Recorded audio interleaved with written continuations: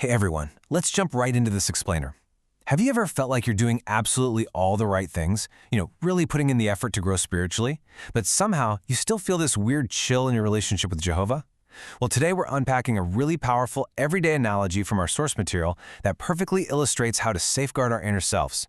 We're going to break down how we might actually be accidentally sabotaging our own best efforts, and more importantly, how to fix it fast. To do this, we're looking at a brilliant, super simple analogy of an open door to really understand the hidden mechanics of our own hearts. To get started, let's look at this profound directive from Proverbs 4:23. It says, "Safeguard your heart." The instruction here is crystal clear and honestly pretty urgent. Why? Because out of it are the sources of life. Notice how it doesn't just say, watch your heart or keep an eye on it. It says to literally safeguard it. That implies the heart is under active threat, right? It needs a dedicated defense system. A healthy, completely undivided heart is the absolute foundation of our spiritual vitality. But as the material points out, it is shockingly easy to let that heart become divided without even realizing what's happening. So to really wrap our heads around the risk of a divided heart, I want you to picture something. Imagine the intense physical contrast of escaping a freezing winter wind. It's a brutally cold day outside. I'm talking about the kind of cold that just bites right through your jacket. You finally arrive home, step inside, and literally, the very first thing you do is crank up the heat. You can probably feel that relief just thinking about it, right? Anticipating that warmth filling the room and driving away the chill. You're taking active, positive steps to get warm. But here's where this brilliantly illustrates a common fallacy we all face. Ask yourself, how much good is that heater actually going to do you if you just leave the front door wide open behind you? The answer, obviously, is absolutely none. Zero.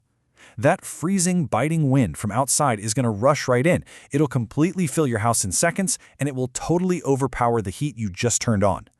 This physical reality highlights a super dangerous spiritual trap. It's incredibly easy to fool ourselves into thinking that by simply increasing our positive actions, we're totally safe. And that brings us to the crucial takeaway here. Simply increasing our positive spiritual activities isn't going to be enough if we're simultaneously leaving the door wide open to negative influences. Think about it. Turning on the heat while leaving the door open is physically useless. In the exact same way, taking in spiritual food while allowing bad influences into our lives is spiritually defeating. We kind of trick ourselves into thinking, hey, I'm increasing my spiritual activities, I'm turning up the spiritual heat. I don't really need to worry about those bad influences. We think the heat alone will save us. But just like a furnace cannot overcome an open door in the middle of a blizzard, taking in spiritual food to warm our relationship with Jehovah is entirely undermined if we leave that door open to the cold. Now, the source material gets very specific and identifies exactly what that creeping cold air is actually made of.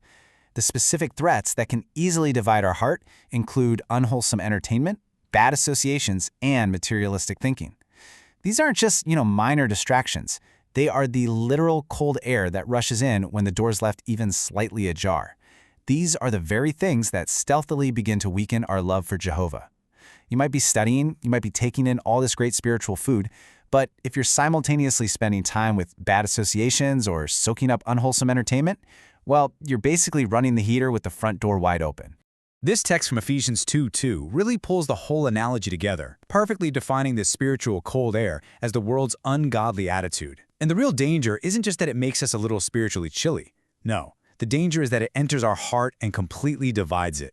A divided heart is a heart that's trying its hardest to love Jehovah while simultaneously loving the ungodly attitudes of the world. It's exactly like a house trying to be warm and freezing at the exact same time. It just doesn't work. To truly warm our relationship with Jehovah, we've got to do a lot more than just turn on the heat. We literally must forcefully close the door on these unwholesome influences. So how do we actually do that? Let's move to our actionable takeaways. The material lays out a really practical 3-step strategy for us. Step 1, detect. We have to be self-aware enough to detect when something is beginning to weaken our love. Step 2 is absolutely vital. Take swift action. Matthew 5:29 and 30 talks about taking drastic measures to remove a stumbling block. I mean, think about it. If a freezing winter wind is blowing straight into your living room, you don't casually saunter over to the door, right? You run over and shut it.